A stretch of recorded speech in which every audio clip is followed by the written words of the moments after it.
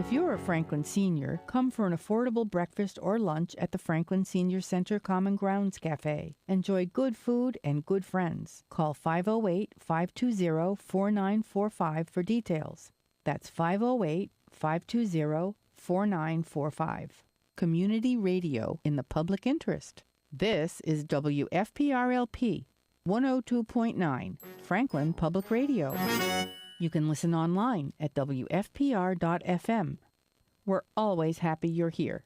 Hello, this is Frank Falvey with Frank's Music. Jim, you're looking great in blue again. Thank you, Frank. It's good to see you. I know you got a little wet playing golf today, but hopefully you're dried out and ready to go. I am. And we're going to go to musicals in the Depression years. And for this, I need to thank Jack Craig. Jack Craig is a former music teacher. He does musical performances with a booklet. Wow. And people can... From Chambers. Oh, there we go. Right. You gonna open the meeting? Yeah, no, let's do it. Good evening, everyone. Patrick Gallagher, Chair of the Commission, opening up our meeting for Thursday, August 4th. Just before we begin, a quick note that we're going to continue to be in a hybrid format for the time being, with the ability to participate either in person or via Zoom. If you would like to join the meeting via Zoom, you'll need to log in to the Zoom app and use the meeting number 875-7031-8567. You can also call on your phone. The phone number is 929-205-6099. And again, the meeting number is 875-7031-8567. Just an FYI, my understanding is that the ability to conduct Zoom and hybrid hearings was extended by the legislature to the end of March of 23. So we'll continue to be in this format for the foreseeable future. So good evening, everyone. Thanks for being here. First, before we jump into the public hearings, could we take a roll of everyone who is in chambers, and then we'll get to the commissioners who are on Zoom. Jeff Mills here, sir. Jeff. Hey, Jeff. Bill Batchelor, President. Hey, Bill. Michael Ryan here. Hey, Michael. Jeff Livingston, President. Hey, Jeff. Glad you can make it. And on Zoom, again, Pat Gallagher. And we have Richard as well. Richard here. Great. So we have a quorum, the full slate tonight. So first up on the public hearings is a continuation of the NOI for the Beaver Street Interceptor project. Do we have anyone here who's able to speak to the project?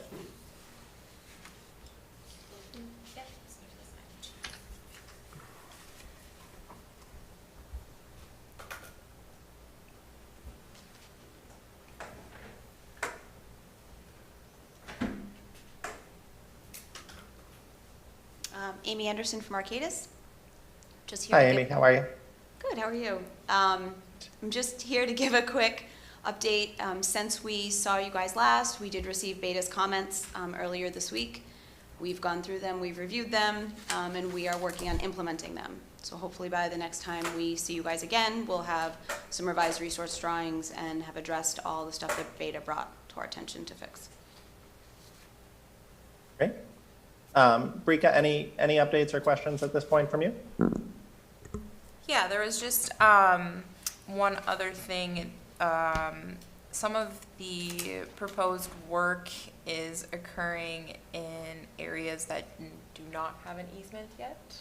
This is, Jake from DPW, sorry, that's why I'm looking at him. And some of the other vegetative clearing is happening in the 25-foot no-touch zone. So they should be and would be looking for a variance. So that is just something I wanted to note and have Amy acknowledge. Can you speak up, please? Sure. They will need a variance for the 25-foot no-touch zone. So yes, we are aware of that and working on that as well. Can I ask you a question? Great. Just a quick question. Sure. You might have said this before, I might have missed it. Is there any kind of sort of time pressure on getting this project going because there's potential damage that could be happening or may happen, like right now? That's a tough one. I mean, Okay. the interceptor isn't really, it's very old. Right. It's I mean, very the pictures were critical. obvious, it was in very So- bad condition, yeah. Yeah. It's in everyone's best interest to move the project along. Okay. I just didn't know if we had we basically had like no rain forever, right? But if, hopefully, we actually get like a huge flood. Right. That might be a real problem with the interceptors. If we got a huge flood, Right. that would be, A there would big- be a lot of problems. Okay, got But I it. mean, that would, I don't know how to, I don't Oh, no, I want got to it, say that okay, to okay, you down. okay. Right. It's a critical piece of inventory that needs to be Okay. I rehabilitated. agree with the Commissioner.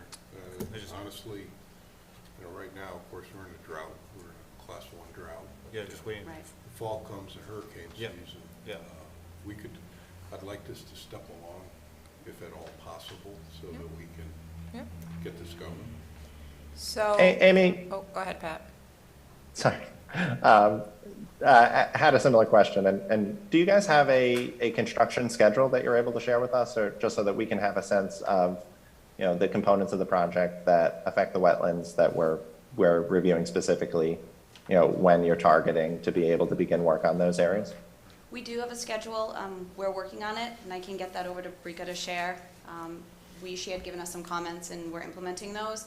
But our general timeframe is that we'd like to go out to bid for the construction of this project in the fall as soon as possible. We're going through the SRF funding application right now. We've completed and have reviewed comments on the 90% submittal and are preparing that bid-ready set of documents. So we're moving forward to hopefully getting this project out to bid September, October timeframe. Can I ask, just again, out of Sure. curiosity, does the bidding process itself take a long time to? It can take a month, 2 months. Okay, but not like a year. Oh, gosh, no. Okay. No. Okay, We're okay. hoping to be in construction early spring. Okay, Excellent. all right, thank you. One additional comment on, I did check with Mark Sorrell, our town council, to see if there was any way we could forego that variance, but conservation seems to be the only board that cannot provide or waive the variance for town Oh. projects, FYI, Okay. so. Okay. Amy, is it Sean? Sean? Sean, DPW and myself are meeting next Tuesday to see what we can do to Let's really see if get we it up to can wrap speed. this up Yeah. to the Okay. next meeting. Okay, yeah, no, I would just, the more certainty you have as far as timing or what you're currently, scheduling out for, if you can get that to us and to Brika, we'll aim to move as fast as we can, and we'll ask Beta to do the same in their review, just to make sure that we keep everything on schedule. Great, thank you. Thanks. Any other comments or questions from the commissioners before we take any questions from the public?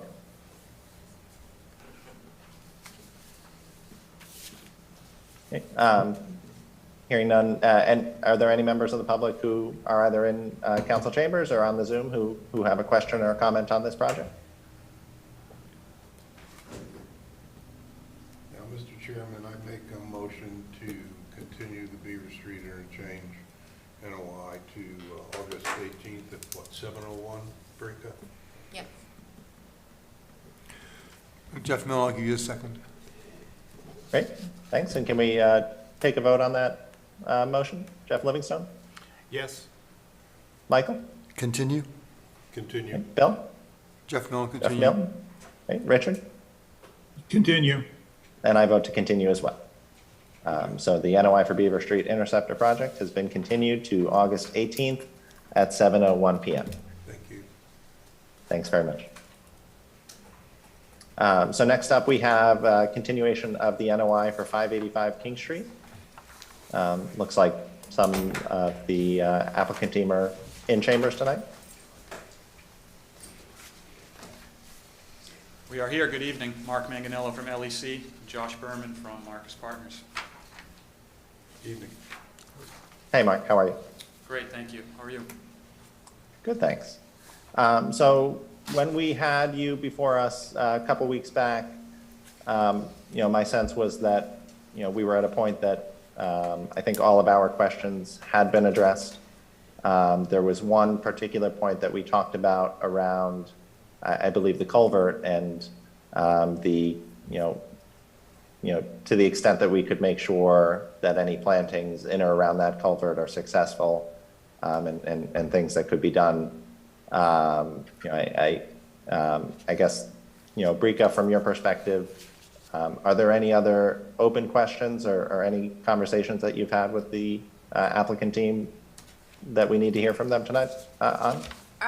No, there was one additional condition other than the ones that I had given you, and that is stimulated by a beta comment for the bank stabilization of the detention basins and swales or swales. So I would be including that, and then just deferring to the best development guidebook, best practices development guidebook. So that was the only other one. Okay, and Mark, have you had a chance to review that and any concerns with adding that condition to the ones that we had previously discussed? No, no concerns. Mr. Chairman? Okay. Bill, go ahead. I think this project has had enough legs and is ready to take a vote with one caveat. I'd like to comment on the bank stabilization, according to Beta, is primary importance now for this whole project, where they have indicated that in its current form, it will not stabilize. So some type of threshold or bordering so that bank isn't continuous down would be recommended. And we can put that in as a standard condition along with other conditions tonight if these commissioners and the public so want it. But I think you're at that stage where I think it would be foolhardy to continue this thing, so let's get it going. Thank you, we agree. And we did discuss a solution to the bank stabilization issue with Good. Beta and Brika, and I think we're all on the same page with what that would look like and that it would be conditioned. Excellent. Good. Can I ask, Brika, is that reflected in the additional revisions? No, right? that's a new addition. So Okay. the language that I have that I just quickly wrote down is applicant shall stabilize detention basins and drainage swale slopes and terrace as necessary. I did New England Conservation Wildlife mix. If you prefer shrubs, go for it. If you would prefer shrubs, you can add that. Stabilization shall follow the Franklin Best Development Practices Guidebook. The vegetative status of slope stabilization shall be included in the conformance reports. Okay.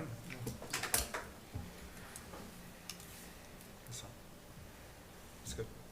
So Bill, I'm comfortable with that language. Any other comments, or are you good with that? I'm comfortable with it too.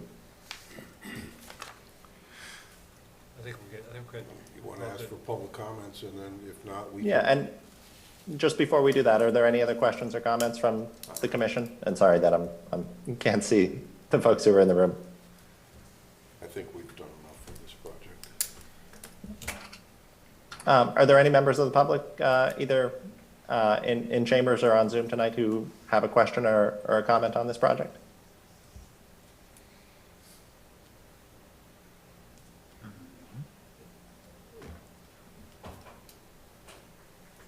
Mr. Chairman, then, with no questions from the public, I would like to move forward with a recommendation to approve the NOI for 585 King Street with special conditions, including that of the stabilization of the rear bank in some kind of a terracing mode, and that the agent will manage all those conditions. Before we take that motion, I think we just need to close the hearing. Could I get a motion to close the public hearing? Motion, so moved. Oh, sorry, yes. Second. Thanks. Approved. And now, Bill, if you want to. I do that all the time. Oh, sorry, we need to go around and vote. Apologies. Can Yes. we go through? Vote to close. Ryan, close. Close. Vote to Richard. close. And Pat Gallagher, I vote to close as well. So the hearing has been closed for 585 King Street. Okay, so now I'll make a motion to approve the NOI for 585 King Street with all special conditions as listed by the agent, including stabilization of the bank and a terracing concept to be managed by the agent. Second, somebody? Second. Right, Jeff Livingstone, how do you vote? Approve. Michael, how do you vote? Approve? Bill? Approve. Jeff Milne? Approve. Richard? Approve. And Pat Gallagher, I vote to approve as well. Good job. The NOI is unanimously approved. Thanks very much for all of your work on this, gentlemen. Thank you all. gentlemen. Appreciate it. Thank you. Thank you. So that closes our public hearings for tonight. Next up on our agenda are minor buffer zone activity applications. The first we have is for 17 Spruce Pond Road.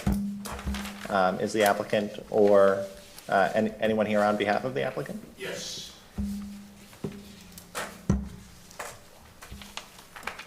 Okay. Chris Campbell, I'm here for 17. Chris, would you, excuse me, would you just sign in, please? Sure. Sorry, Patrick, but you can't see it.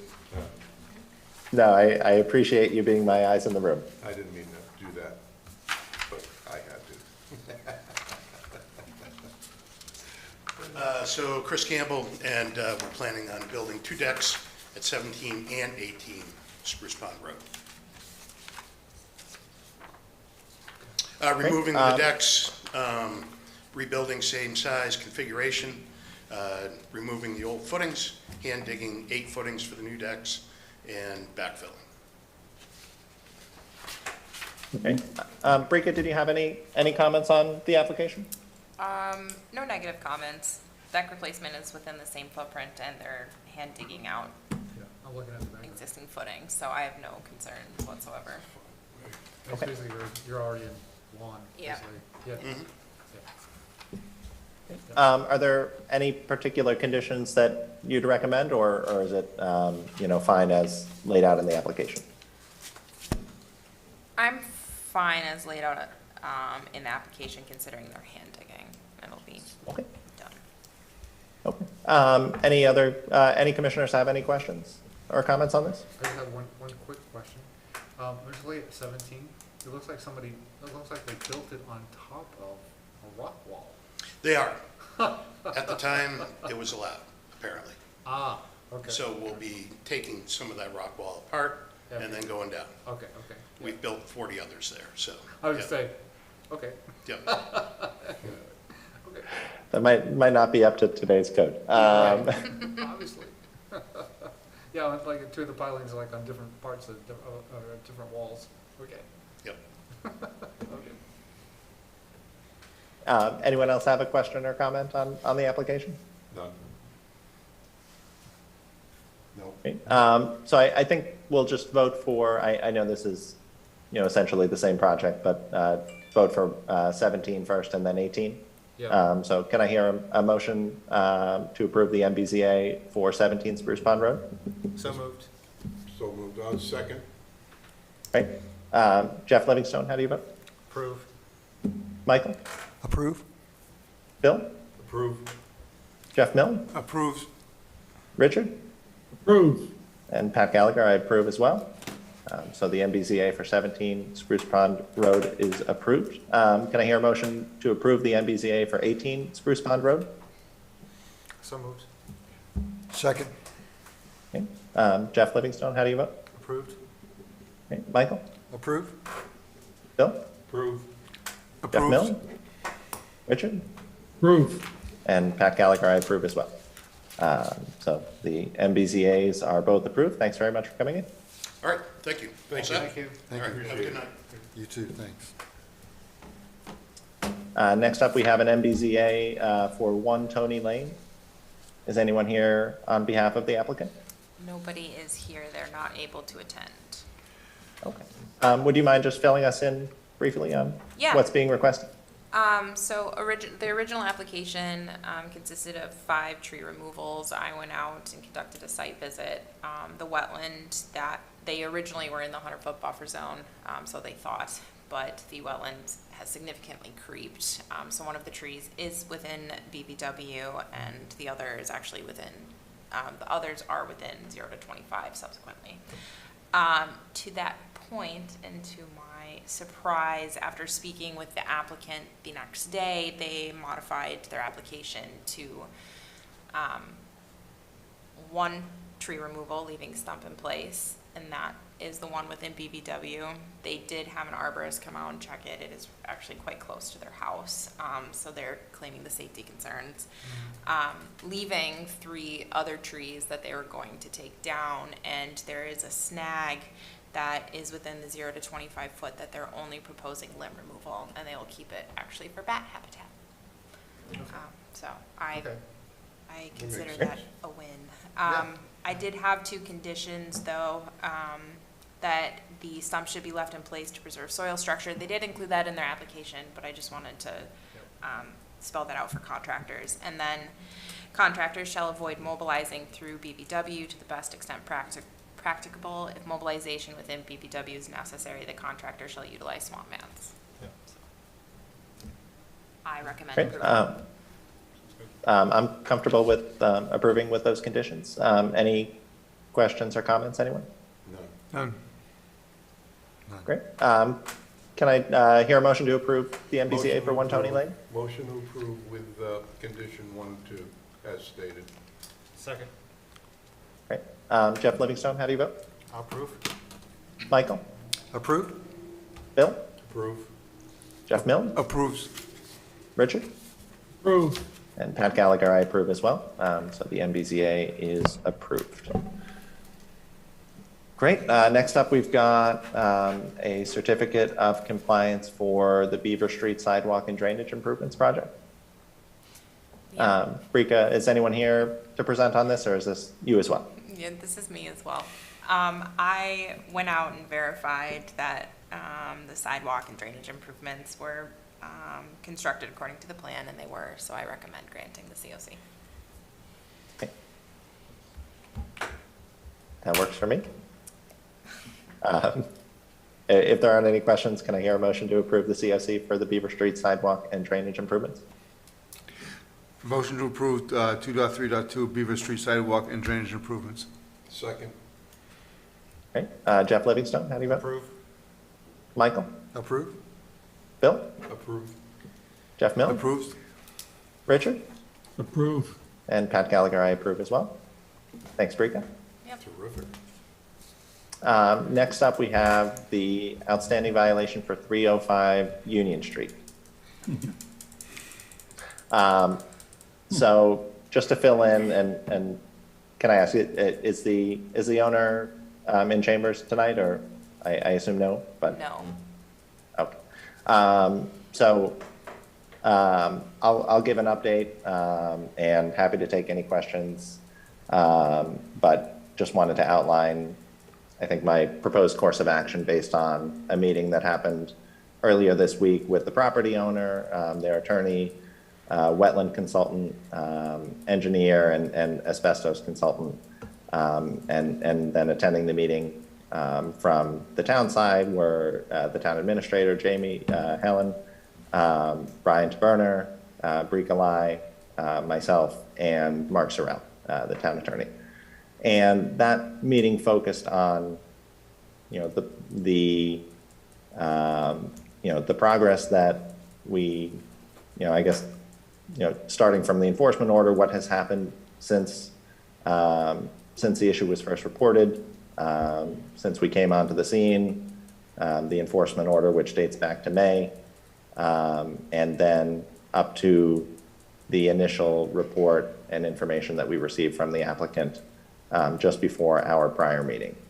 And that information that we had received included a draft restoration plan, as well as the results of water testing in the cistern, which were limited to asbestos, but did indicate that the levels of asbestos were actually below what the standard is for drinking water.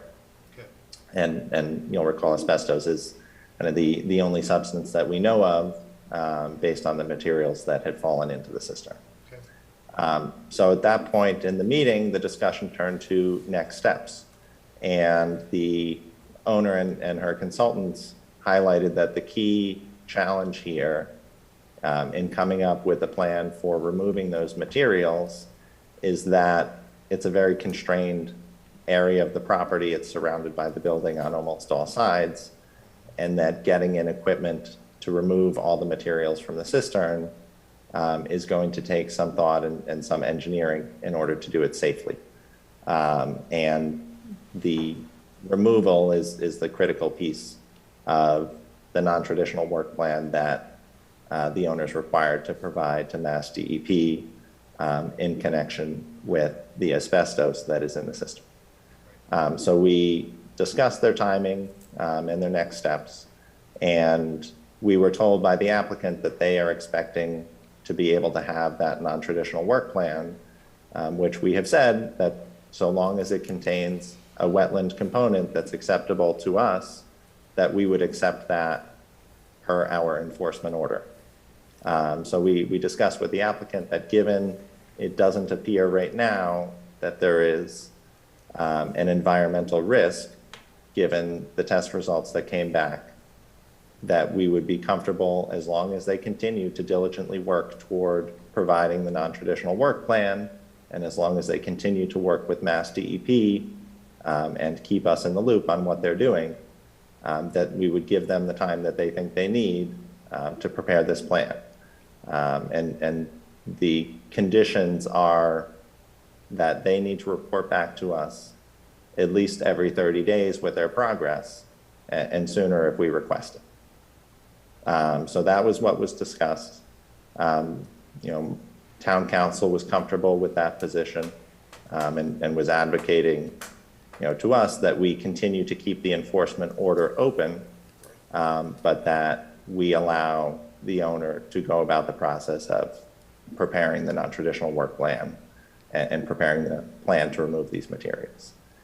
So what was discussed at the meeting is that, and this is what I would put to the commission for, your review, is that we would continue the enforcement order until September 15th, which is, I believe, our second meeting in September, and that the owner would be required to provide a report to us on or before September 8th, based on their progress between now and then.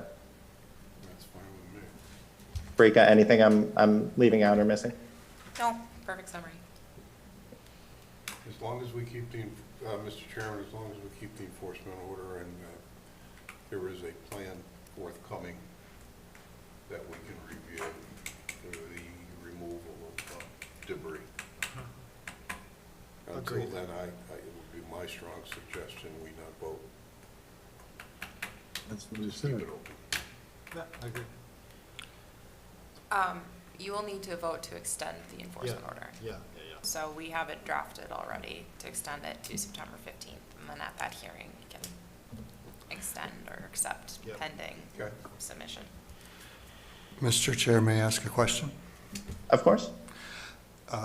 To Brika, do you have any concerns that there could be anything else? I remember that this is an open system. Is there any possibility of, other than asbestos, leaking out into our waterway? It's a really tough question. So that area does have a lot of exposure to other industrial sites and has exposure to the rail. So trying to pinpoint a responsible party in an open system Right. is a really, really difficult endeavor. This is exactly what happened when we had that, basically a Superfund site where they used to have the jewelry place. Yep, right? yep, yeah, that's been referenced a lot, actually. Yep, that was that was exactly the problem. Yep. But if it's any consolation, DPW is getting all of the water sampling results that I'm getting, or water sample test results that I've taken, that I'm getting, we're in constant communication. I have been now in communication with wetlands and waterways, so they're apprised of the situation, so they're able to internally, speak to their other divisions. So I think this is a good step forward. Okay, thank you. Question, Rika. Yep. There roofing shingles in that debris?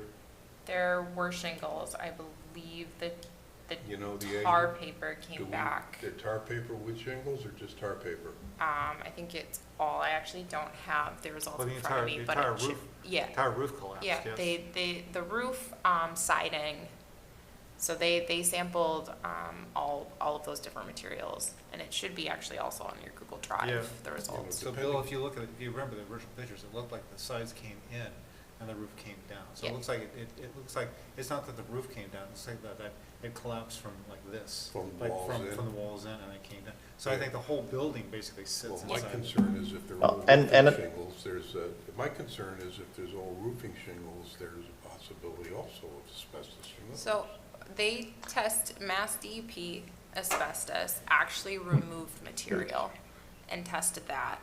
Okay. And then the applicant tested the water at the surface and then midway through the cistern as Okay. well. Okay. And then okay. I tested the outfalls Okay. further Okay, downstream, okay, so. I'm feeling a little more comfortable. All right, now. okay, Yeah. yeah. And just one other thing to add as well that was of interest that came out of the meeting. They said they don't know for sure when this building collapsed. But looking at, they have aerial images from 10 years ago and 6 years ago. And 10 years ago, it was there, and 6 years ago, it wasn't. Okay. So the collapse happened more than 6 years ago.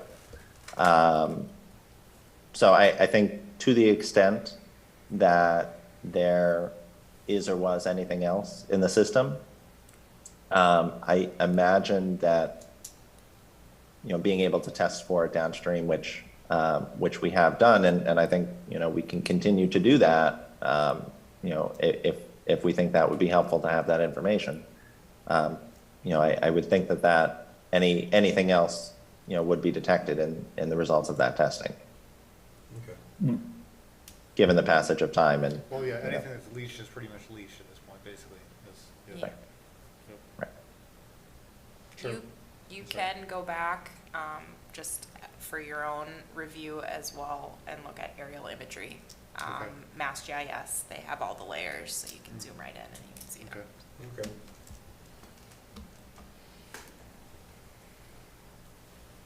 I mean, given everything that's Um, happened before, this is pretty good. Yes. So This you is want- I do- positive. This is positive, yeah. Are we gonna move to continue then? Extend. Extend, yeah, extend. Enforcement, yeah, agreed. All right. Somebody wanna do that? I make a motion to extend the enforcement order to September 15th for 305 Union Street. Ryan, second. Okay. Jeff Livingstone, how do you vote? Approve? Michael? Approve the extension. Bill? Continue. Jeff Millen, Jeff? continue. Right. Richard? Continue. Okay. And Pat Gallagher, I vote to continue it as well. Good. Okay. So next up on the agenda, we have minutes for July 7th. Did anyone have any comments or questions on these? And otherwise, can we take a motion to approve? Do you want to do it separate or together? I think we're supposed to You do can't, separately. you can't group them, you have Okay. to do them Yep. separately. Mr. Chairman, Jeff Millen, I give a motion to approve the minutes for July 7th. Second. Okay. Jeff Livingstone, how do you vote? Approve? Michael? Approve? Bill? Approve? Jeff Millen approves. Okay. Richard? Approve. And Pat Gallagher, I approve as well. Now for the July 21st minutes. Can I take a motion to approve those? Jeff Millen, I give a motion to approve the minutes from July 21st. Second. Okay. Jeff Livingstone? Approve? Michael? Approve? Bill? Approve? Jeff? Jeff Mill? Approves. Thank you. Sorry if I didn't hear you. And Richard? Yes, approved. And I approve as well. So next up, we have for discussion items, the first is certified arborist presentation. Brika, do you want to introduce that? Sure. So we have Derek here live and in person, and we also have Kate on Zoom, and both of them actually work for DPW here in town. So they will kind of be co-presenting to you. Good afternoon, everyone. Derek Adams, Franklin DPW Environmental Affairs Division. It's come to my attention that there's been some interest in a couple of tree programs that are available through the state Massachusetts Department of Conservation and Recreation. One of those is the Legacy Tree Program, and the other one is the Tree City USA Program. Each of those seems viable options for Franklin to apply for and be granted status. First, the Legacy Trees, it's through the Forestry Program, and what they do is identify the largest and unique trees in Massachusetts through the application process. And those may or may not have historical value or cultural value. Some of them may fall within the 25 percentile range of what they call the champion trees, which are the largest trees in Massachusetts. So that is something, this just came across my desk recently last week, but what we did is we went out to a couple of notable trees around Franklin, even though they're on private property. We went and investigated them, and we think we have some good candidates. We're still working through the process, but we're really excited about this program, so we at least wanted to give it a shot. To give you a couple examples, there's 3 that are what I would consider downtown. One of them is at the former charter school. It's a white oak tree. The other one's in front of Dean College Dormitory on Main Street, and that's European Beach. And then right at the corner of Emmons and Main Street is an American sycamore. Those ones are some really good specimens, and the most notable and the most obvious and some of the most visible we have around town. There's another one that we really wish was on town property, but it's at the Union Street Cemetery. It's tucked away in the back on a parcel that's actually not owned by the town, but that's another European beech tree. It's quite large and very unique. If you look at it, it has the purple leaves on it. Yes? Quick question. So do the trees have to sit on town property and not private property? Is that how it goes? This is a process we're working through. I don't believe so. Okay. But what we are interested in is this program. Yeah. And if we're going to submit it on behalf of Dean College Okay. or the Okay, former charter okay, school, okay. we're willing to do that, to have Okay. these trees be recognized and have Franklin's Okay. value be recognized through that way. Here's a question. I mean, and I don't know if there's a certain limitation, like number of trees, but should Concom be doing something like promoting like a call out to the citizenry to ask them if there's anyone out there who might have a tree that they think should be at least considered? I would certainly be behind that.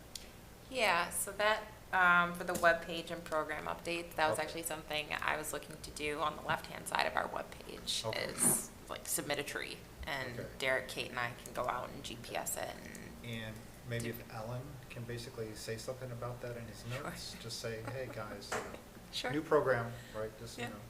Yeah, we also have Lily, our media relations, so Okay. I'd send everything to her too, so Great, she'll perfect. put it up. Okay. Okay, good, thank you. So that's largely what we're looking to do. We're just getting this off the ground right now. Right. So, I mean, other options are having folks go through the Franklin State Forest and see if there's anything in there.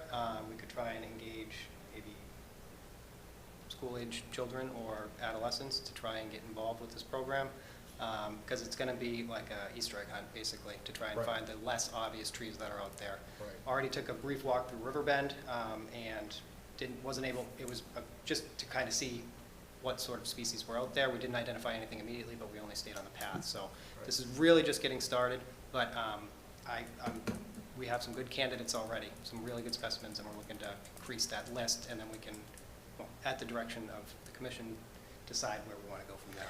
So, question, so, you know, some people in town who are more naturalists types, you know, just private citizens, will actually go out to look for specific species. Actually, when I first joined the commission, you know, 13 years ago almost, we actually had a fellow here that was incredibly knowledgeable on the commission about those kinds of things. And so he was like, he could actually tell you exactly where things were in like each one of the forests. There are people like that. So the question is, are there certain species of trees that may be actually endangered even, like that are in Massachusetts, that would be good to highlight. Say, hey, if you come across a great, you know, example of this type of tree, you really should let us know, because, you know, these particularly are things we'd like to conserve and preserve.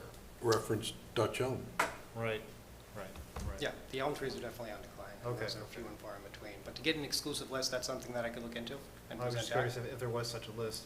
Maybe we could post that as a guide to people who might be interested in looking for, you know, the tree sluice. Absolutely. Put the tree sluice out there. Mhm. Absolutely, we can combine Okay. that.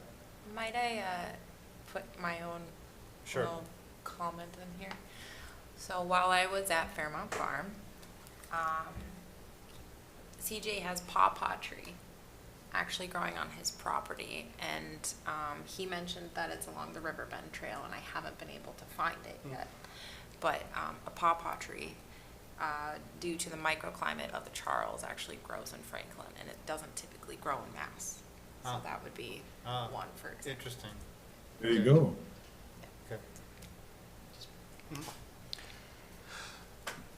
Once a tree becomes recognized in this way, are there any protections afforded it, or what does it mean? Currently, it would just be a designation, and if Okay. it's on private property, that's a whole another issue we would have to deal with. We would hope that the property owner would be willing to protect that tree going forward, but if it's on private property, it would be really difficult to tell somebody what they could do with their own tree. Yeah. Right.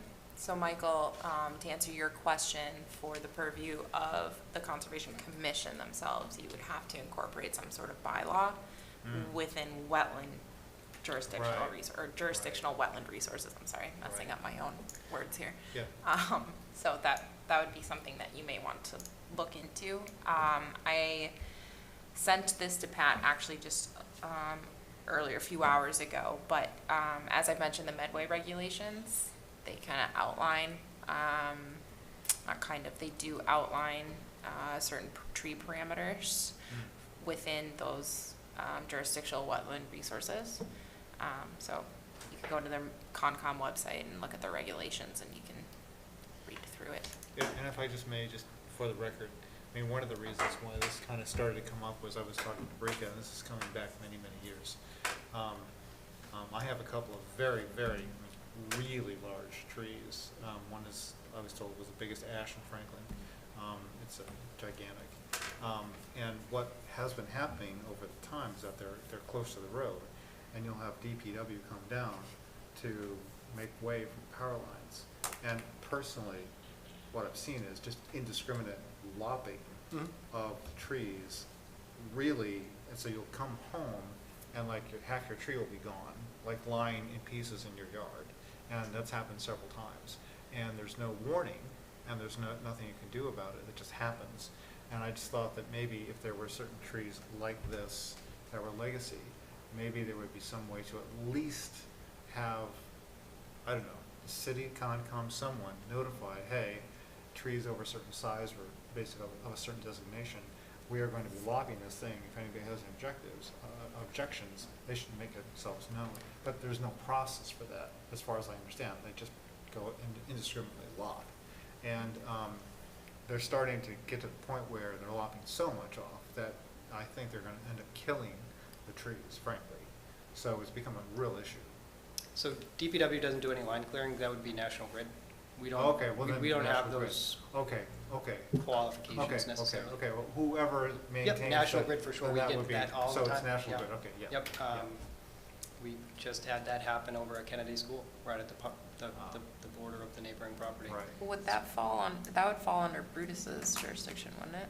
Not that he needs more work, but The thing with the line clearing is technically, because it's a they easement have the and it's authority exempt. to do so. Because It's a public- very yeah, tricky, it's it's a a public very utility. tricky Right. spot. I get that. But Right. I would agree I with got you that At least notification. at least notification, and Right, that's all. I would wish a little more I care. Right. can see who I can That's- contact and at least say, hey, if you could provide, just notification Yeah, because to honestly, butters I or mean, to me or if something I had like that. known, and this has happened maybe 3 or 4 times since I lived in my place, if I had known, I would have gone out and I would have asked the guys to try to preserve as much of the tree, or possibly cut in a way that it wasn't just like lopping the whole freaking side of the tree off, right? I mean, because it just, I mean. It's very unfortunate. That's what I'm saying, so, because you don't know, Right. you're not there, so that's the problem. And adding to the complication of it is that National Grid doesn't actually do it themselves, they contract that with. Of course. So then of they're course. gonna get Yes. Right, of course. presumably a really good price. Right, of And then that course. person's gonna wanna move along promptly. Right, Yes. of course, of course. I So get that sort of adds it. to I it. got it. Because if you look at it, when you're pruning, they do it for the short term Yeah. instead of the long term, which is what Yes. you and I would, I Yeah, think. I agree totally on understand that, on yes. And that's fine for the majority of the trees, maybe. I just thought, again, some of these legacy, protected, whatever, endangered even, maybe they shouldn't be doing that for those, that's all. I would agree. I would say even some trees that are very common, they prune in such a way that they're gonna put a split crotch in the Yep. middle, and then Yep. all you're doing is pushing those, Yep. pushing two sides away from each other. Yep. Which is problematic in the long term. Yep. So Yep. I agree with Agreed. you. Agreed. And I would also say too, I think, you know, from the private property owner perspective, you know, I think it would encourage, you know, kind of stewardship and ownership over these trees. And if someone knew that they had a legacy tree on their property, you know, maybe they would have an arborist and come and take a look at it and just, you know, keep more of an eye on it than they otherwise would. Well, again, speaking as a private citizen, you know, if I had such a tree, I would tag it as such, right? And I would actually put a sign or something on it. Right. Especially if I saw, Right. like, if I came home one evening from, like, after work, and I saw it down the street, but here they come, you know, they're clearing, right? I'd put something out denoting, hey, you know, call this number, whatever. Right. At least, you know, I would have some, at least grounds to do so. It would seem prudent to identify those trees somehow in the near vicinity of them, so even if you or Right. anyone was not around, Right. a competent person who was in the vicinity of the tree who was going to be making some cuts would maybe At take some least. pause or Yeah. put it off or think twice Yeah. before they make a move. That's all, yeah. Right, agreed. So that's the bulk of the legacy tree program that we're trying to get off the ground. The other one is Tree City USA, which last year, we were really at the 99-yard line to submitting the application, and the only caveat was, this application was filled out last year, and the previous year was during COVID, when we strictly had an Earth Day and not an Arbor Day. Usually those two things go in conjunction with each other. The problem was that effort was contactless, I guess you would say. Okay. So we didn't provide saplings, and it Ah. wasn't technically dubbed an Arbor Day. Okay. And literally, that was the only thing on the application Okay. that didn't get done. So it's a question, so is there now, speaking of Earth Day versus Arbor Day, are they always together, or are they usually, or sometimes they're separate specific days? We do them together. They Okay, can be okay, separate okay. days. So Okay, okay. there is an Arbor Day, Okay, which is the day of observance. But what we do with DPW and Recreation yeah, is put the two together. Oh, And we okay, I have see. the cleanup on the side of the road. I see, yeah. And at that time, we have saplings available for planting. And if we have the resources in a particular year, we'll do a demo where we'll Okay. plant a tree and Okay. sort of have that public outreach. Okay, so the information. reason I'm asking this is, when we did our Earth Day at the Del Cart, Mhm. okay, what we could have, we had plenty of table space. We could have put out saplings Mhm. for people, but we did not know Okay. that you could do that. Mhm. So something for next year or next year, I would like to do that. Absolutely. With DPW if we could. Mhm. I mean, I had no idea we could do this, but that is something I would very much like to. And Del Cart would have been a great place to do it. The people that were coming through and were interested in the information and the programs that we were sharing about because I mean, Rika and everybody did a great job, Tyler did a great job about putting up informational posters on different pieces of you know, conservation. Mhm. And that would have been the best crowd to have got interest in the saplings, personally. Much better than the people. Reach coming out to me through- anytime and I can make that Much happen. better than people coming through Beaver, okay? So because Del Cart's more of a natural, you know, right? Mhm. So I'm just saying that would have been perfect for us. Sure, we can make that happen next year. Okay. When is the observed Arbor Day? It's in April, I'm not sure of the exact date off the top of my head. feel like it's early, the one with the first week. First week or something. two in April, Yeah. Okay. Is that a national day? That is national. Is it national? Yep. Yep.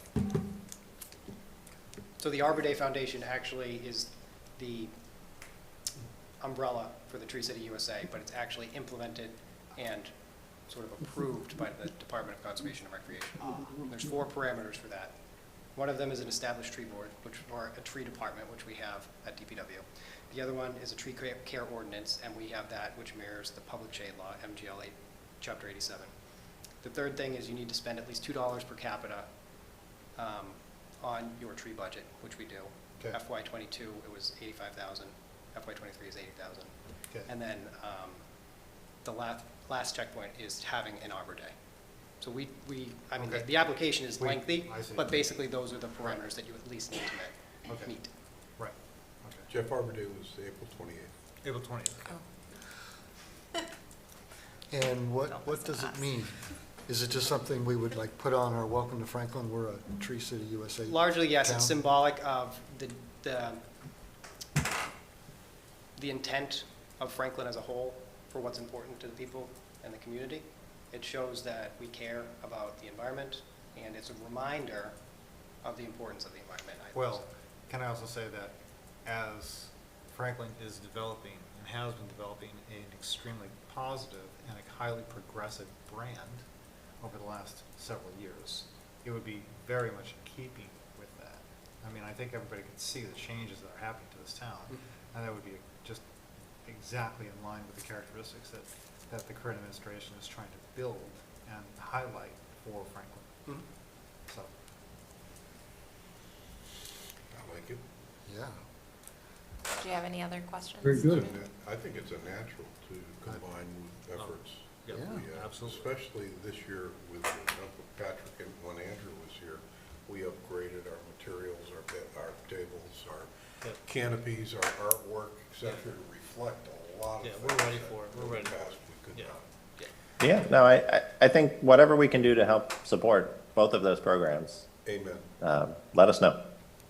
I agree. We're pretty much there for the Tree City USA. It's, that application doesn't come out again until September, but we'll fill Okay. that out once it opens up. And Rikolai, Kate, and myself will work toward the Legacy Tree Program. We'll see some more candidates. We'd like to let time pass and let more nominations come in if possible. If not, then we'll take it from there. But I think it'd be worth the time to explore and see what's out there, and then pick the best of that group, and then submit that. So, if you don't mind, Derek, real quick. So the Legacy Tree Program, I just received my credentials to be able to edit the town webpage. So Yeah. that's why that hasn't been up and running yet, but. Congratulations. Oh, thanks, Pat. I'm finally an employee. But since 4, I guess I started playing around and looking at the statistics for the Legacy Tree Program in Mass, and Franklin is actually not on the map. So that would be a great step forward for the municipality. I looked at the top circumference of the trees, and the biggest one that we have thus far from the ones that we looked at last week, we would actually land 6th in the state. So top 10, go Franklin. All right. And then as far as the National Register for champion trees is what it's called, there's actually none in Massachusetts, and that is updated annually. So there might have been in past, but there is none for 2021. They're accepting applications now. We'll probably miss that deadline, so we'll have to revisit that next year. But it's a great opportunity, I think, to get your community on the map locally and nationally. Yeah, okay. Agreed. And Sounds then good. I personally, I really like kitschy things. So I've been ruminating on even just a digital certificate to the person that has the Yeah, largest tree that's in a good Franklin, idea. or That's a some, very good idea. some sort of That'd be- citizen science thing like That's that. That'd be way cooler. Involves, get the citizens Yeah. involved, yep. Yep. I totally agree. Broadcast them on our webpage, have Mhm. Lily post about it, something like that. So Amen. get them excited. Yeah, Agreed. That makes sense. cool. Any other questions for him? Any tree-specific No, thank you. questions on the programs? No? That was very good. Okay. Yeah, Perfect. I just wonder, should we maybe reach out to Agriculture Committee, so that, between us and them? Oh, Actually, is that this who's is chair here? of the AgCom, Yeah, Roger. right. Yeah, so, we've got Yeah, wetlands, but convenient. ag has everything, so. Yeah, no, I personally feel that it would be a good thing for the two boards to come together. That- You know, yes. I mean, we don't often cross paths, but it would be a much better situation when we do cross paths, if we knew one another and knew that we were looking out for one another. Yeah, Sure. I agree. I know the farmer's market does have community tables, and if the conservation board ever wanted to go there, and have a table with information about these trees, that would be more than acceptable. That's a great idea. Yeah. You know, I mean, a free table, you'd have to bring your own table, but I mean. No, that's a good you know, idea. It's a free space, so, we would accommodate that way, and, be more than happy to do that, which is one reason why I've been attending some of these meetings, 'cause Yeah, just I as a, just feel it's a good relationship to have. yeah, as an aside, hats off to what you guys have done with the farmer's market. It is amazing, the evolution that's happened there. Yeah. That's truly amazing. I was there just last weekend, and I was blown away by how it's developed. The ag, just to clear it up, the ag committee has nothing to do with the farmer's All right, market. okay. Actually, the managers are my daughter. and- Oh. And I do help. but Okay. She's doing the work. Yeah. She's brought in the music, she's made it a bigger event. No, it's a huge thing. It's Food trucks huge. and such, so, Yeah. thank you, thank you. But we'd be more than happy to work with this. Okay. Terrific. Thank you so much. Thank you. All right. All right, it's just very wholesome for me. Yep. Okay, thank you, Derek. Thanks very Yeah, much. thanks, So Kate. much. Appreciate it. Good Yeah, job. thanks for coming in. Okay, is it my turn? You're up. All right, Very so, productive. thanks. Derek actually, I asked he and Kate if they wanted to stay since, Kate does a lot of the MS4 stormwater permitting, and then you do stormwater as well. So I asked them to Okay. stay if Okay. you had any questions on aeration water bodies that I can't answer. So I attended a Solitude Lake Management webinar last week about water body aeration. It was decent. They definitely came from an anthropogenic view instead of an ecological benefit. So they started actually, I quoted them that older ponds can't retain dissolved oxygen as often, and so they sometimes need assistance, right? So they presented on, can you see, that's really small. I guess I anticipated it being up there, but that's all right. We can have Patrick up there. Oh, perfect. Look at you. Tech guru. So. Look at- So that's look good, at- that's good, that's good. Thanks, That's good. Tyler. So they identified 3 very specific types of aerators, and then at the end had a caveat that some of these can actually be solar. But for the most part, they are electric, so keep that in mind when you're ruminating on potential ponds or water bodies that could have these aerators. So there are floating fountains. Those are floating and surface aerators are ideal for shallow water depths. Really By shallow, you mean like how deep? 4 to 6, Okay. about less than 4 to 6, so Okay. 6, 5, 4, 3. Okay. Right. Yeah, it's tricky. So floating fountains do exactly what they sound like they do. They float, they move. They're typically what you would think of your water fountains, right, in your constructed stormwater basins and subdivisions. Right. So typically floating fountains increase dissolved oxygen level in the top layer of the water body only, and it helps prevent stagnant water.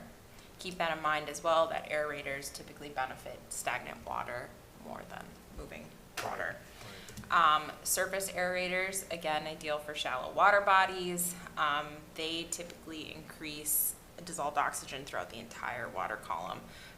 So they sit just below the surface, right? So you still get a little bubbling up, as you can see in that second right photo. More like a fish tank thing. Yeah, Okay. yep. Oh, thanks. Yep. Thanks. Yep. Except I need to read my presentation. Thanks, Tyler. So Solitude Lake Management, they actually said this is an average, but a 1 liter system for a floating aerator actually moves 380 gallons a minute, where a surface aerator moves 1,000. So a surface aerator definitely moves a lot more, but a floating fountain is pretty, right? And you can put colors to that. You can do all sorts of fun things. So you can continue to move down. So submersed aerators are for your large ponds, like for example, Delcart. Okay. So with those, you'd actually have, that'd typically be set up to electric is what they said. So you would have a cord going in the water to get to the submerged aerator. And that does vertical mixing. So I have a few caveats here.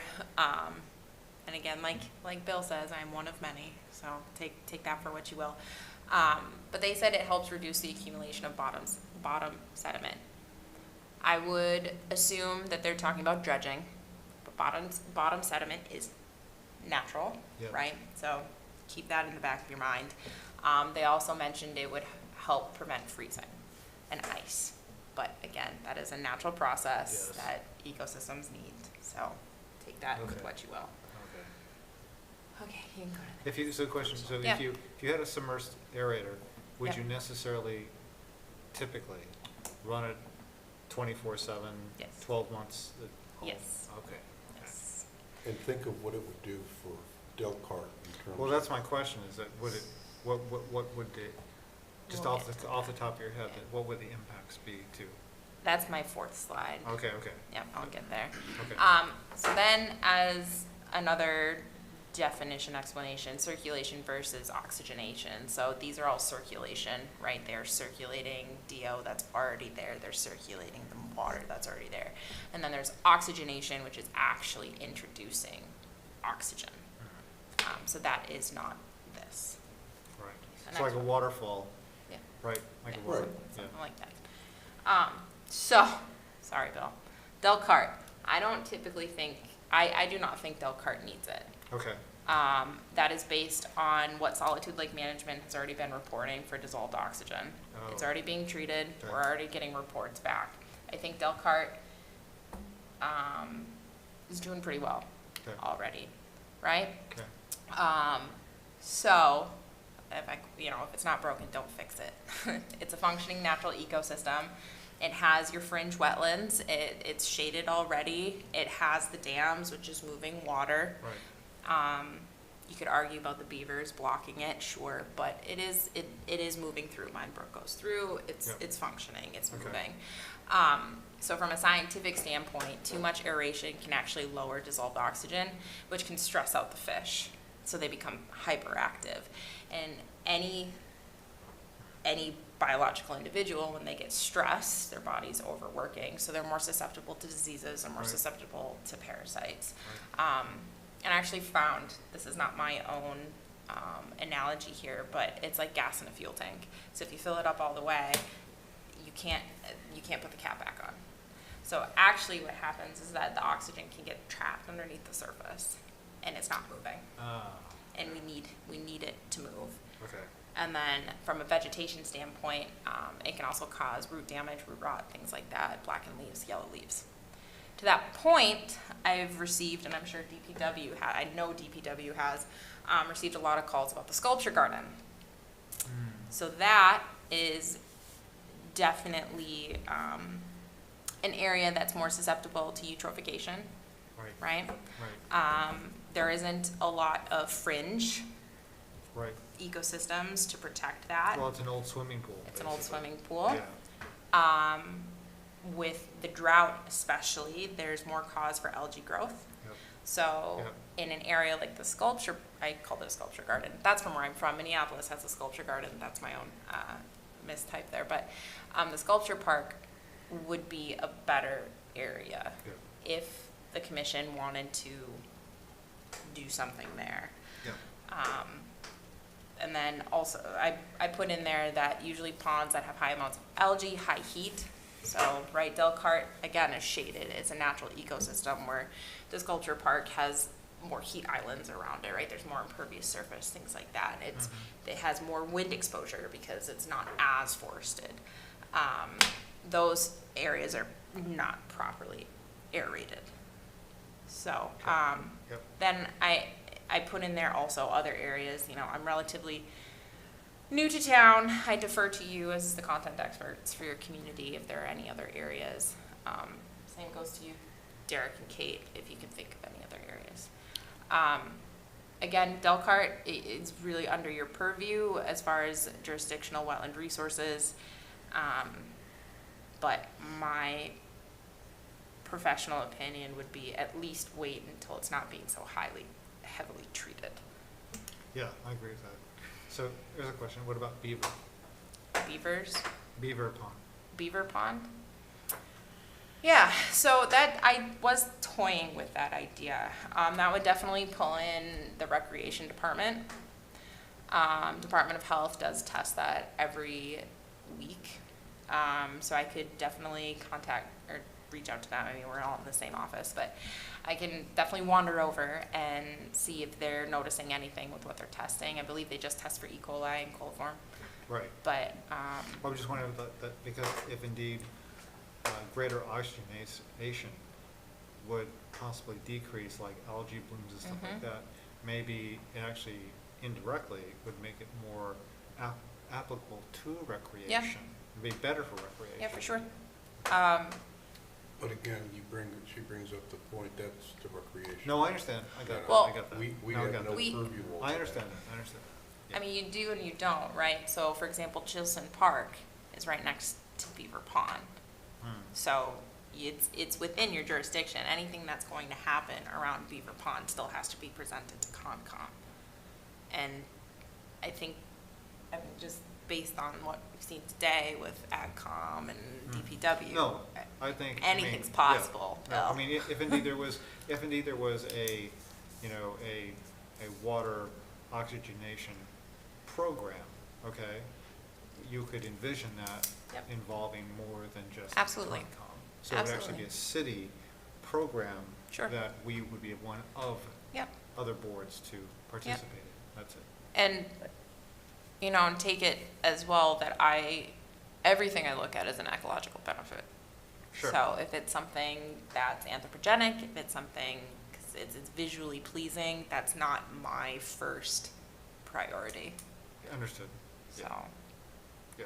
take that as you will. No, I agree. I think it's certainly something we can raise, and even if it is not necessarily jurisdictional, I mean, maybe certain areas it is and certain areas it's not, but, you know, we can also be kind of the subject matter, you know, folks who can raise the question. Yep. So, So, yeah, just want to point out that, yeah, we do understand what our charter is, but we're not necessarily limited to influencing things that are outside our charter. I mean, we certainly don't have jurisdictional or responsibility, it's true, but that doesn't mean that we can't express an opinion or promote things that we think are of an absolutely. ecological benefit, that's all. The difficulty is when it gets out of your control or purview, there's, you know. No, you just, you can. Right. But No, but I agree. I don't think, you know, we're not telling anyone what to do. No. You know, we're giving our opinion and lending, no, but we're lending our support to something or saying that it should be, you know, someone should take a look at this. And I think, you know, that is impactful, especially if it's something that, who else is going to raise it, right? I mean, Well- honestly, Pat, that's the definition of a working town, sorry. Right. So, to everybody's point, I'd like to remind you that I'm also the Natural Resource Protection Manager. Right. So my jurisdiction extends farther than yours, Right. and you are still my commission, so I will take your recommendations. Right. No, that's good, that's all good. So, do you recommend anything for the sculpture garden then? I can definitely talk to DPW. I can start looking at things. I don't know necessarily when, like, I don't have a construction sequence or a plan. There are maybe potential grants. I know there are grants actually for restoration. I don't know what those parameters are at the top of my head. I don't know if the sculpture Right. park falls under that.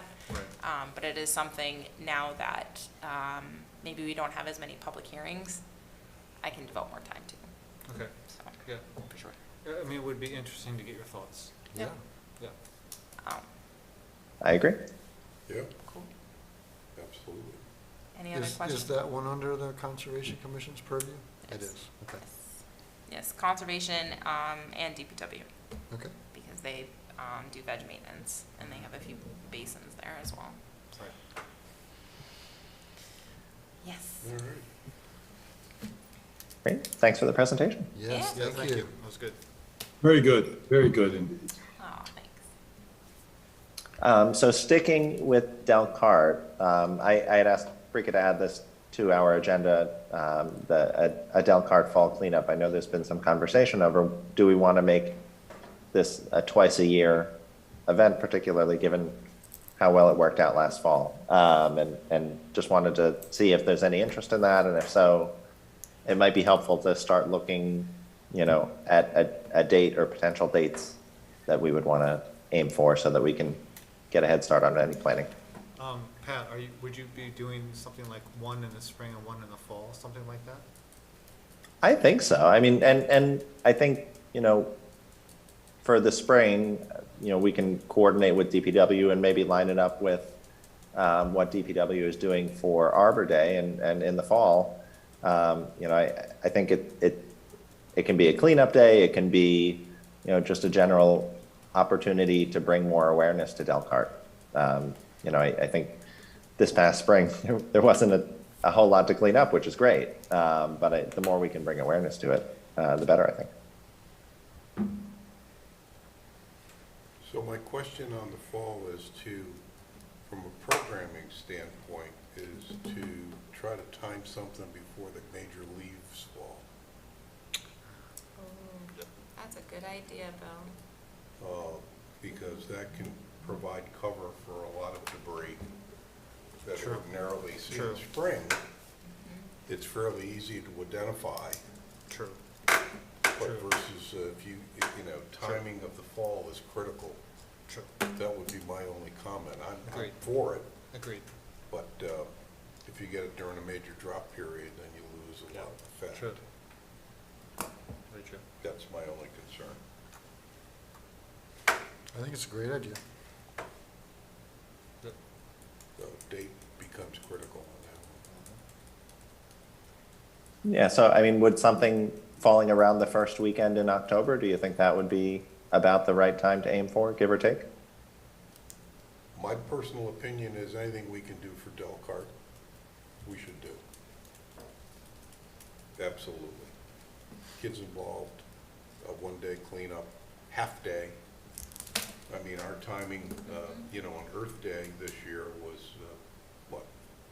9 to 12? Yeah. So, a short period of time, and honestly, they did a great job. Everybody did a great job. They did a great job. They did a great job this year. Yeah, I mean, when you consider when we go way back, Jeff, when we started this thing, it was, 50, 60 bags. Oh, yeah. Well, it was carloads, yeah. We were going into water and taking out grocery carts. Yeah. And ladders. I remember that. And ladders. I was yeah. involved in that.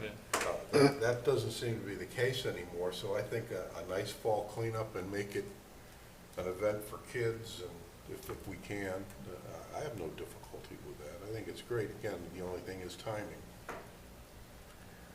And fall can be a beautiful time Oh, yeah. to have something on a Saturday or, probably a Especially right there Saturday. before the leaves fall. Yeah. Yeah, but again, I don't know how you figure that out, because with the drought Right. that we're in, you're gonna get an early drop. Right. That's the only Oh. thing. It's in August, we're already getting in trouble. I know. We're Yeah, starting you're to dropping them already. So, that was my only comments, but I like the sound of it anyway. Agreed. Okay, so maybe, let's take a look at the calendar for late September, early October, see if there's anything else going on weekends that we want to try and avoid, and maybe at our next meeting can try and pick a date. Okay. That was good. Great. Okay. And then last up for discussion items, webpage and program updates. Yes, this kind of takes everything we've talked about and wraps it up really nicely. So a few webpage updates. I know the last hearing I mentioned a blog, so I've spoken to our media relations, and the blog that was existing on WordPress is not the right way to go about it. So what the blog needs to be now are essentially the news and announcements. So I would create a title, and it would have to go through me. You are more than welcome to submit whatever you want to me, right? And I would title it Blog 1, Blog 2. It's a little bit of a dad joke, but I kind of want to call it B parentheses LOG. So it's a blog. That's Yeah. So that's what I would like to do. On your Google Drive, I actually created a spreadsheet. It has 4 pages on it. Maybe you all received notification. I know I've sent a lot of things to you today. I apologize about that. But there are blog topics in there. Feel free to put your own. You can claim ownership over it, however you want to do it. We could do it, school style, and you put your name to it, whatever. So feel free to send whatever you would like to me. Personally, I attend a lot of webinars. I get a lot of emails, right? So I want to start putting out more educational material for wetland resources, any fun photos that I find. For example, today I actually saw a replication area that had a fantastic wet meadow right next to it. So I stopped and I grabbed a photo. So that's something that I would like to put out there, right? Then also there's a lot of events going on within the 2 watersheds that Franklin falls within. So I'd like to, pass along that information to citizens. And now that this blog is on our webpage, residents can actually subscribe, just like they would on the regular town website. So when they just subscribe to DPW updates or town council or whoever, all the other departments, they can subscribe to conservation as well. So that, I'm pretty excited about that. I've already put up Report a Turtle Crossing. I actually spoke to Derek. I found some signs. We'd have to get the material. Sorry, Derek. But that was free from mass.gov. So that's a citizen science idea that I had, and it's a little self-serving, right? But residents can report a turtle crossing. They can send an address, a point, coordinate, whatever. I'll go out, or I'll send ask DPW. I'll ask very nicely if DPW can go out, GPS it, and we can start putting signs up. And internally, we can keep that on our GIS system so we know where things are moving, right? Similarly, I already put up report an amphibious egg mass. So that's for vernal pools, right? So if residents see an egg mass, hopefully they're not picking it up. They probably will. They can report that to me. And if it's uncertified, my goal would be to certify it through National Heritage as a certified vernal pool, which allows more protection for vernal pools. And yes. One question, again, Yeah. for those people who might not know what it looks like. Yes, so. On this page, after you click the link, could you say things that look like this? Mm-hmm. Yeah, I have to play around with the formatting of it for sure. So Lily actually did that for me before I had my login, and she just tied it right to my online submission, my online email. And it just, Yeah. So if there are specific turtle species Yes. to this area or Massachusetts, that also might be something to put just a little header up there. Again, a For couple sure. pictures, say, these are the types of species you might be looking out Yep. for, that kind of thing. Yep. Box turtle. Yep. Yep. Yeah. So that's something. We already touched on the legacy tree program, so that would be another button for people to write in. Additionally, with citizen science, I have an update. I was contacted by I'm not sure if she's an elementary school teacher or middle school teacher. She's local, she's within Franklin. She's a science teacher, and she asked if her class could take water samples at the sculpture park. And I said, yes, I would love to see those results.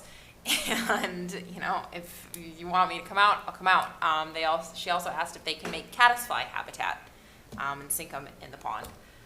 So I gave approval for that, provided she doesn't use plastic netting, because that's what she originally proposed. So I'm waiting for her to get back from summer. Do you know what school? I'm just curious what school. No, but I can go back in my emails and check. Very close. So that citizen science tab is also on that spreadsheet. There's blog topics, then events. So those events would be Delcart cleanups. I actually met with Brutus, the tree warden and director of DPW today, and he mentioned that DPW has an open house day. I don't know when that is.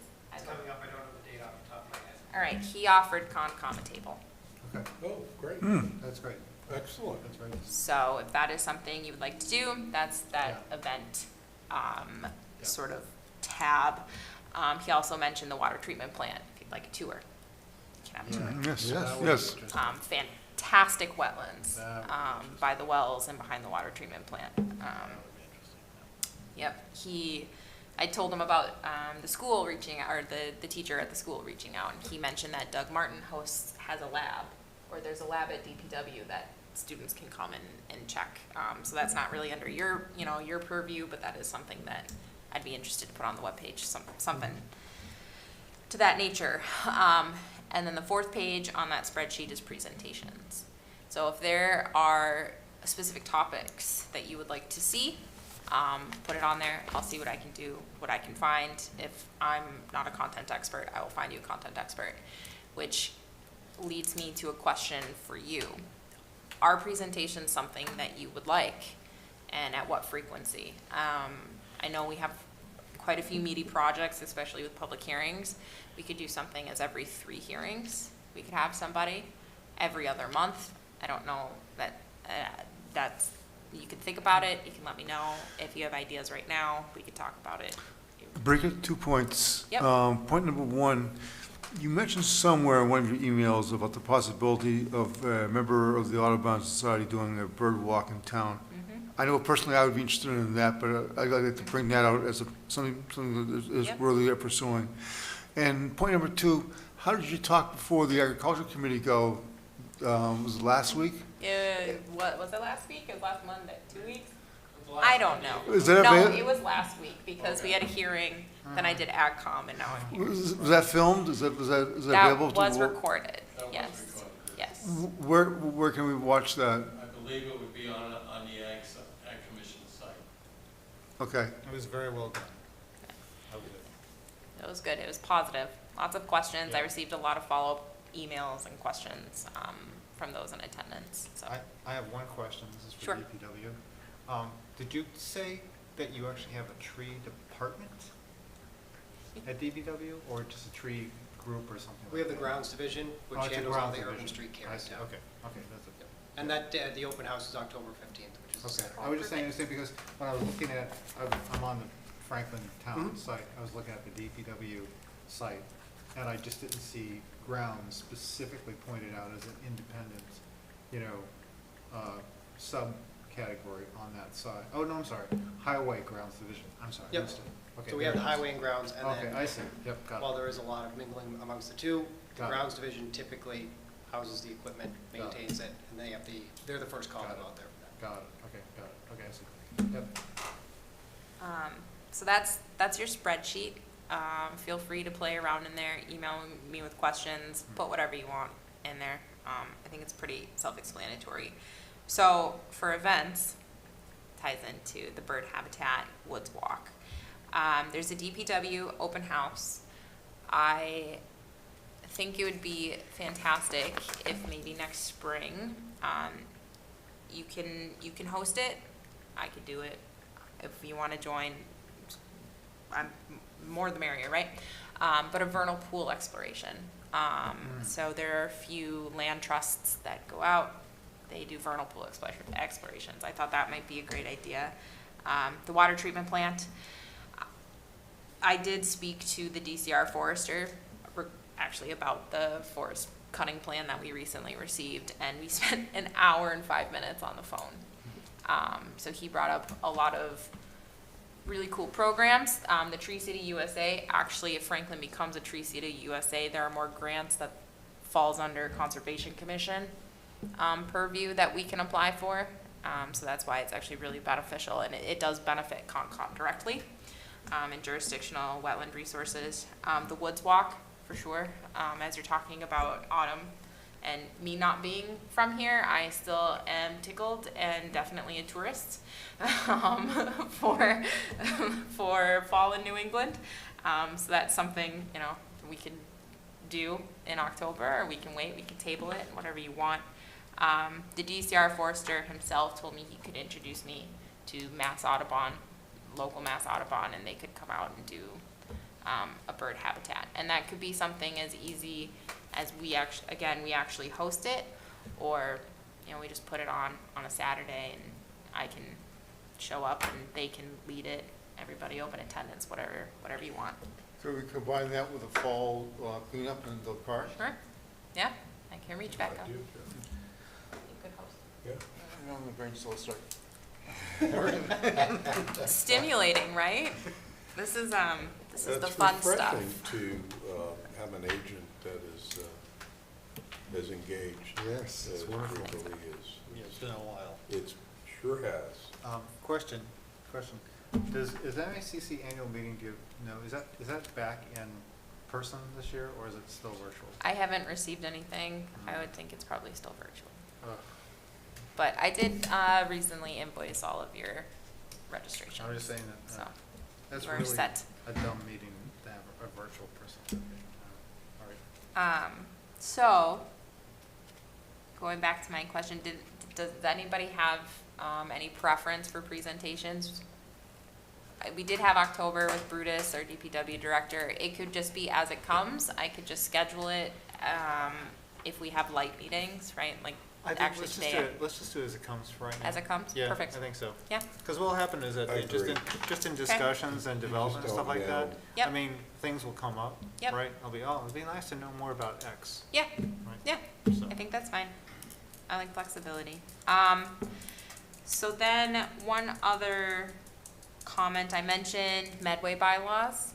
While speaking to this DCR forester, he actually told me, I believe it's Newton, but I did look on their website and I didn't see it, so I'll have to follow back up with him. But he mentioned a land disturbance and stockpiling bylaw, which you might be interested in, as far as stockpiles that are sitting for an extended amount of time, and then they become revegetated.